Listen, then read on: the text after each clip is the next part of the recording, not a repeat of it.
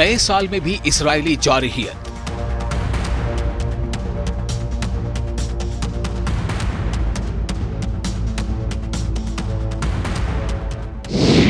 गजा पट्टी पर इस्राएल की बमबारी।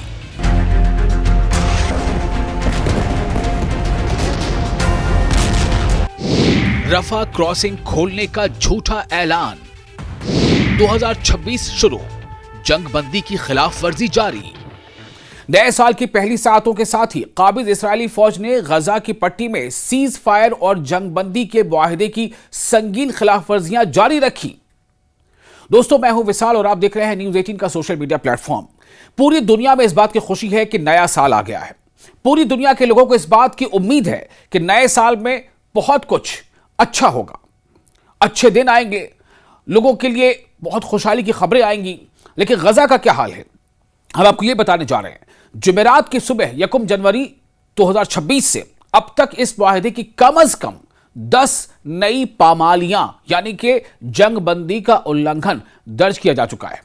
यह मुआहदा अरब और अमेरिकी सरपरस्ती में शर्म शेख में तय पाया था। शर्म शेख कहां है? मिस्र में। आपको याद होगा, इसको लेकर के हमने कई बार रिपोर्ट्स दिखाई हैं। यह मुआहदा यानी जंगबंदी का ये अकॉर्ड, ये मुआहदा 10 अक्टूबर 2025 को नाफिजुल अमल हुआ था। लेकिन जंगबंदी नाफिज होने के बाद भी, सीज फायर नाफिज होने के बावजूद 2025 में ही काफी इसके उल्लंघन हुए, इसकी खिलाफ वर्जियां हुई, इसका वायलेशन हुआ और अब भी यह जारी है। नए साल में भी गजा के लोगों के लिए इस्राएल की तरफ से होने वाले जुल्म या अत्याचार में कोई कमी नजर नहीं आ रही। जो गजा के मकामी लोग हैं, जो बाशिंदे हैं, उन्होंने बताया कि काबिज इस्राएली जंगी तैयारों ने सुबह खान यूनिस शहर के मशरकी इलाकों को निशाना बनाते हुए फिजाई हमला किया, यानी एयर स्ट्राइक किया। आप सोचें, जंगबंदी जारी है लेकिन एयर स्ट्राइक हो रहा है, आसमान से गोले बरस रहे हैं। इसी दौरान काबिज फौजी गाड़ियों ने शहर के मशरकी यानी पूर्वी महल्लों की जानिब शदीद फायरिंग की। एक तरफ आसमान से गोले बरस रहे हैं, दूसरी तरफ जो काबिज फौजी गाड़ी हैं यानी कि जो टैंक्स हैं, जो मिलिट्री व्हीकल्स हैं, उनसे मशरकी महल्लों की जानिब पूर्वी आबादी में शदीद फायरिंग की गई।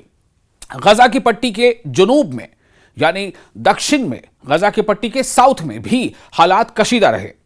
जो मकामी इनपुट्स मिल रहे हैं, जो लोकल जराए हैं, जो सूत्र हैं, उनके मुताबिक जो खबरें आ रही हैं, काबिज इस्राएली फौजी गाड़ियों ने रफा शहर के शुमाली इलाकों पर फायरिंग की, जबकि जंगी तैयारों ने यानी फाइटर जेट्स ने शहर के मुख्तलिफ हिस्सों पर यके बाद दिगरे फिजाई हमले किए।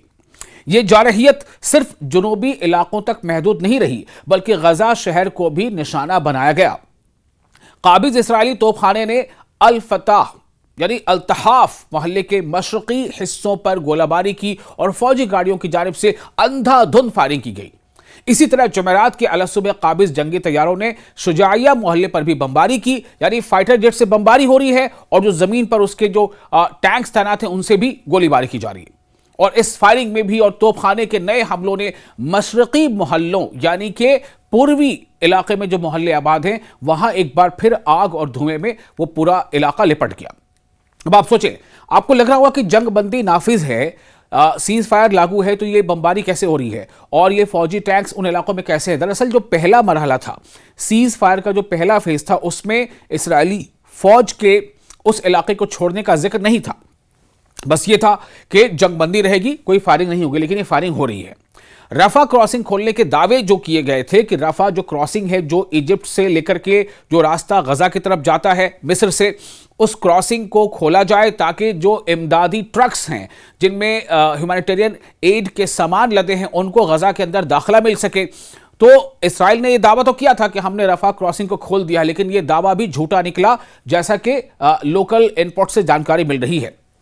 इन जमीनी और फजाई खिलाफ वर्जियों के बरक्स, इसके ठीक उलट, काबिज इस्राएली ज़राए अबलाग, जो इस्राएली जो मीडिया है, उसमें ऐसे दावे गर्दिश कर रहे हैं, ऐसे दावे किए जा रहे हैं कि रफा क्रॉसिंग खोलने की तैयारियां की जा रही हैं। इन दावों की बुनियाद एक मुबैना यानी एलिजिडली मुआहदे को बनाया जा रहा है, जो काबिज इस्राएली वज़ीर आज़म बिन्यामिन नेतन्याहू और अमेरिकी सदर डोनाल्ड ट्रंप के दरमियान तय बताया जाता है। इस बारे में जो जानकारी मिली उसके मुताबिक, इस मंसूबे के मुताबिक नेतन्याहू की वाशिंगटन से वापसी के बाद रफा क्रॉसिंग को दोनों जानिब से खोल दिया जाएगा। लेकिन अभी तक ऐसा कुछ हुआ नहीं है। दोनों जानिब से रफा क्रॉसिंग खोला नहीं गया है। एक जानिब से खोले जाने की खबर शुरू में आई थी, लेकिन उसको खोले यानी टू एंड फ्रो, जाना और आना, तो एक जानिब से खोले जाने की खबर आई थी, उसमें भी जो तय पाया था जंग बंदी के जो टर्म्स एंड कंडीशन थे, उसमें यह था कि हर दिन 600 ट्रक गजा में दाखिल होने दिया जाएगा। इन ट्रकों पे क्या है? ह्यूमैनिटेरियन एड के सामान, इनमें दवाइयां हैं, इनमें बच्चों के लिए दूध है, इनमें टेंट है, इनमें कपड़े हैं, इनमें कुछ हीटर्स हैं, इनमें वाटर फिल्टर का कुछ कोई छोटा मोटा मशीन है, इस तरह की तमाम चीज़ें हैं। या फिर जो लोग माजूर हो गए हैं उनके लिए कुछ डिवाइसेस हैं, जो लोग जंग के हालात से जूझ रहे हैं, जिनके हाथ पैर या दूसरे आज़ा जो है उन्हें नुकसान पहुंचा है, उनकी मदद के लिए कुछ कुर्सियां हैं। लेकिन ये तमाम जो तय पाया था कि 600 ट्रक रोज़ाना गजा में दाखिल होंगे, ऐसा हो नहीं पा रहा है। उल्टा ये हो रहा है कि अभी नया साल शुरू ही हुआ है और इसराइल की तरफ से एयर स्ट्राइक भी जारी है गजा की पट्टी पर, और जो फौजी टैंक हैं वो भी जो है गोले बरसा रहे हैं, फायरिंग हो रही है।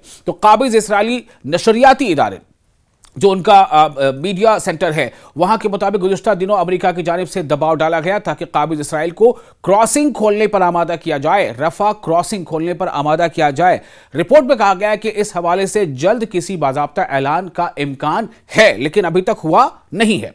220 दिन से मुसलसल बंद है रफा क्रॉसिंग। आप सोचिए, रफा क्रॉसिंग जहां से ट्रकों को इमदादी सामान लेकर जाना था, जहां से जो अगर चाहे जरूरत के तहत इलाज के लिए या दूसरी मदद के लिए कोई गजा से बाहर जा सके या गजा में दाखिल हो सके, वो मुकम्मल बंद है।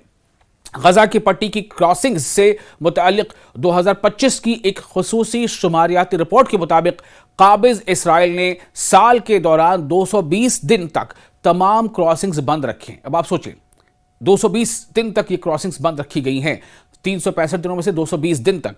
गजा में हुकूमती मीडिया ऑफिस के सरबराह इस्माइल अस्वाबता ने एक दिन पहले यानी कि बुध के रोज बताया था कि काबिज इसराइल ने सन 2025 के दौरान 1,32,000 इंसानी इमदादी ट्रकों को गजा में दाखिल होने से रोके रखा। आप सोचिए जरा, इस नंबर पर गौर करें। हमें तो यह लगता है कि सब कुछ ठीक ठाक चल रहा है, फील गुड फैक्टर सब लोग महसूस करते हैं, चूंकि जंगबंदी का ऐलान हो चुका है, और किसकी क़यादत में, किसकी लीडरशिप में? डोनाल्ड ट्रंप के लीडरशिप में। लेकिन जमीन पर सच्चाई क्या है? आप सोचिए, जो जानकारी एक रिपोर्ट उसके मुताबिक इसराइल ने साल 2025 के दौरान 1,32,000 ट्रकों को, जिस पर इंसानी इमदाद यानी मदद के सामान लदे हुए थे, उनको गजा में दाखिल होने से रोका।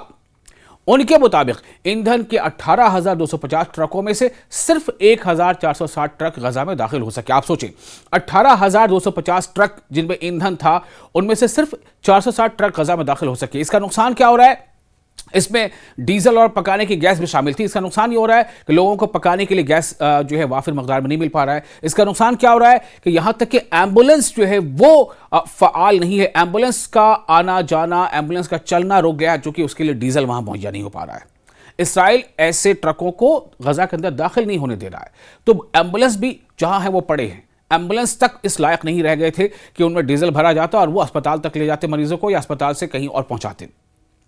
उसकी वजह क्या है? आप सोचें कि इसके मुकाबले में कितना कम, यानी जहां ईंधन के 18,250 ट्रक जहां ईंधन के जाने थे गजा में, उसके मुकाबले सिर्फ 460 ट्रक, यानी पूरे 18,000 लगभग मान लीजिए ट्रकों को रोका रखा गया। ये तो हालात है। और कहा क्या जाता है, इसराइल खुद को क्या बताता है कि हम विक्टिम हैं। इसराइल खुद को क्या कहता है कि हम पर जुल्म हो रहा है। जो फिलिस्तीन की मीडिया, उन्होंने यह भी इंकशाफ किया है कि काबिज इसराइली अफवाज ने 40 से ज्यादा खैराती किचन, यानी जो कम्युनिटी किचन होता है, और 50 इमदादी तकसीम मराकज को, जो डिस्ट्रीब्यूशन सेंटर्स होते हैं, उनको निशाना बनाया। सोचे, किचन तक को निशाना बनाया। कितने किचन को? 40 से ज्यादा किचन को, कम्युनिटी किचन को निशाना बनाया गया, और 50 से ज्यादा जो डिस्ट्रीब्यूशन सेंटर्स हैं, फूड डिस्ट्रीब्यूशन सेंटर, उनको भी निशाना बनाया गया।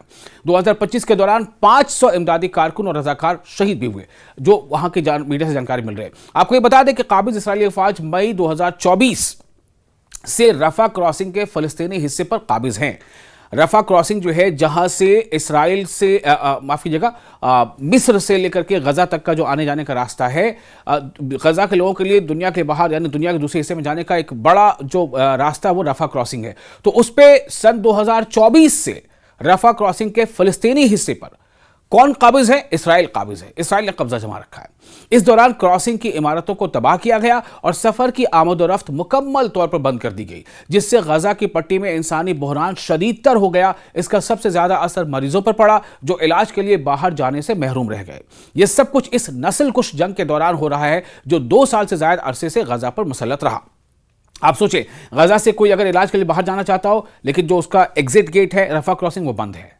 यानी इसराइल हमले कर रहा है, आप गजा के अंदर ही रहें, गजा से बाहर भी नहीं जा सकते। आप या तो जो है उस हमले को झेलें और या फिर जहां गजा के अंदर ही जहां कहीं भी आप इधर तितर बितर हो सकते हैं, अपनी जान बचाने के लिए हो जाए, आप बाहर भी नहीं जा सकते। इसी तनाजुर में गजा में फिलिस्तीनी वजारत सेहत ने बुध के रोज ऐलान किया कि सीज फायर के निफाज के बाद से अब तक काबिज इसराइली फायरिंग, बमबारी और हमलों के नतीजे में 415 शहरी शहीद और 1152 जख्मी हो चुके हैं। यह कब से है? यह सीज फायर लागू होने के बाद की बात है।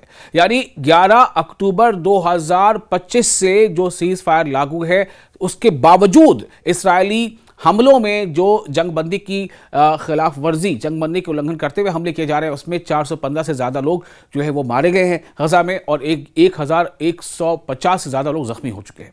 तो ये रिपोर्ट आपको कैसी लगी? आप अपने तासुरात हमें कमेंट्स बॉक्स में शेयर कर सकते हैं। हम आपको गजा की, फ़लस्तीन के और मशरिक़ वस्ता के अलग अलग जो डेवलपमेंट्स उसके बारे में लगातार वीडियो इसी तरह से हम आपके सामने लाते रहेंगे।